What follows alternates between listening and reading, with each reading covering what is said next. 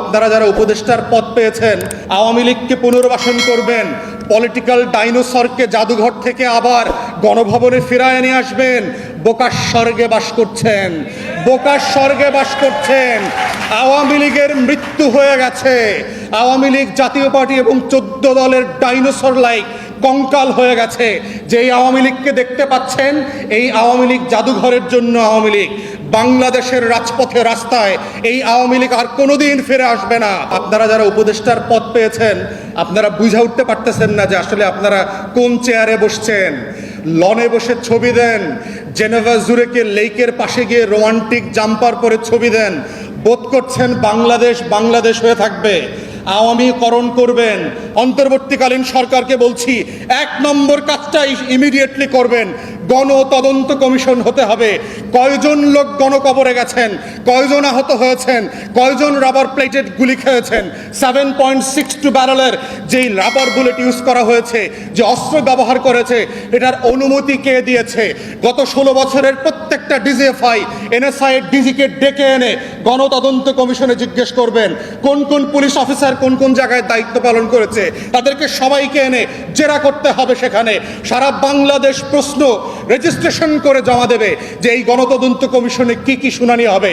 এর প্রেক্ষিতেই হচ্ছে এই বাংলাদেশের লড়াইটাকে জীবিত রাখতে হবে। 24-এর লড়াই আগামী 50-100 বছরের বাংলাদেশকে বদলে দেবার লড়াই। বাংলা বসন্তের লড়াই হচ্ছে আমার মাটি মানুষের লড়াই।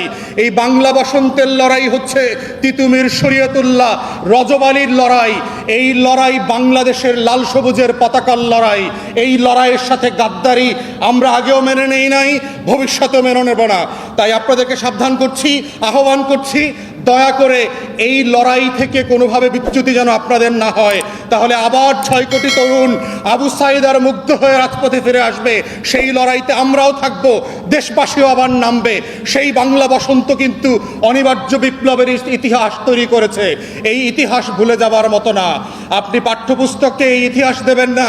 বাংলাদেশের মানুষের হৃদয়ের পাঠ্যপুস্তকে আরব বসন্তের কবিতাগুলো লিখিত হয়ে গেছে। বাংলাদেশের কোটি কোটি মানুষের হৃদয়ে মস্তিষ্কে মনসুন রেভলিউশনের গল্প লিখিত হয়ে গেছে। বাংলাদেশের কোটি কোটি ওয়ালে দেয়ালে দেয়ালে নতুন বাংলাদেশের গল্প লিখিত হয়ে গেছে। সেই গল্প শুধু পাঠ্যপুস্তক থেকে আপনারা হারায় দেবেন, এটা হইতে পারে না। তাই আজকে এই প্ল্যাটফর্ম থেকে আমরা দাবি তুলছি, 1 নম্বর কাজটা আশু অবিলম্বে করবেন। বাধা হলে বাধ্য হয়ে আপনাদের বিরুদ্ধে আমাদের কথা বলতে হবে এবং আশা করি বাধ্য করবেন না। সর্বশেষ বলছি, আহত লোকদের ব্যাপারে, নিহত লোকদের ব্যাপারে এখন পর্যন্ত আপনাদের দায়গুলো খুবই চাইল্ডিশ। বাচ্চাদেরকে দিয়ে স্বাস্থ্য মন্ত্রণালয় একটা উপকমিটি করেছেন, ওদের অথরিটি কি? আপনারা স্টেট লেভেলে কেন তদন্ত কমিটি করলেন না? বাচ্চারা, স্টুডেন্টরা কি ওসিডিসিকে অথরিটি দিয়ে প্রশ্ন করতে পারবে, ফোন দিতে পারবে যে আপনার জেলার আহত নিহতদের তালিকা দেন? কেন এখনো রাজনৈতিক দলগুলোর অফিসে এসে আহত নিহতদের তালিকা সংগ্রহ করতে হচ্ছে? তাহলে রাষ্ট্র, আপনারা যারা উপদেষ্টার পদ পেয়েছেন আপনারা বুঝে উঠতে পারতেছেন না যে আসলে আপনারা কোন চেয়ারে বসছেন। লনে বসে ছবি দেন, জেনেভা জুরিকে লেকের পাশে গিয়ে রোমান্টিক জাম্পার পরে ছবি দেন, বোধ করছেন বাংলাদেশ বাংলাদেশ হয়ে থাকবে। আওয়ামীকরণ করবেন, আওয়ামী লীগকে পুনর্বাসন করবেন, পলিটিক্যাল ডাইনোসরকে জাদুঘর থেকে আবার গণভবনে ফিরায় নিয়ে আসবেন। বোকার স্বর্গে বাস করছেন, বোকার স্বর্গে বাস করছেন। আওয়ামী লীগের মৃত্যু হয়ে গেছে। আওয়ামী লীগ জাতীয় পার্টি এবং 14 দলের ডাইনোসর লাইক কঙ্কাল হয়ে গেছে। যেই আওয়ামী লীগকে দেখতে পাচ্ছেন, এই আওয়ামী লীগ জাদুঘরের জন্য আওয়ামী লীগ।